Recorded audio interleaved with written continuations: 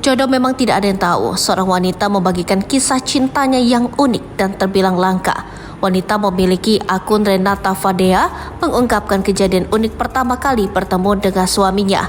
Ia membagikan kisah menariknya di medsosnya pada Sabtu 13 Januari 2024. Wanita bernama asli Renata Fadea mengaku kaget bahwa pernah mendatangi pernikahan suaminya dengan istri pertamanya.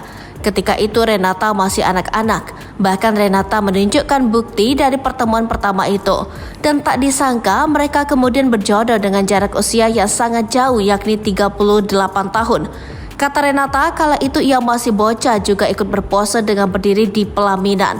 Renata memakai setelan baju, kaos pendek dan celana panjang warna biru. Wajahnya dibiarkan natural lantaran ia memang masih anak-anak. Menurutnya pernikahan yang ia hadiri itu adalah acara dari seseorang yang masih punya hubungan keluarga. Kemudian hal yang membuat kaget adalah apa yang terjadi sekarang.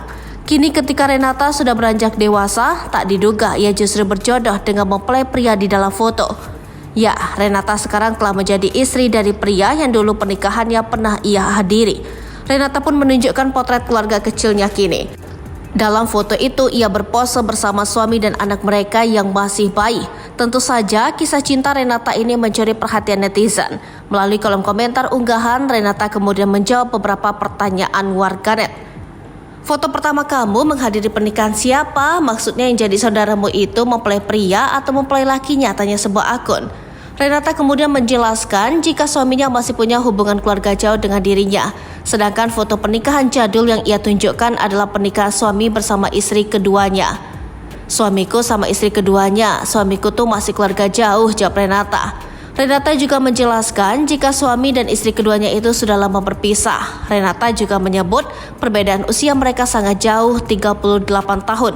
Meski begitu, anak-anak suami dari pernikahan sebelumnya tidak mempermasalahkan. Kini Renata pun hidup bahagia bersama suaminya itu.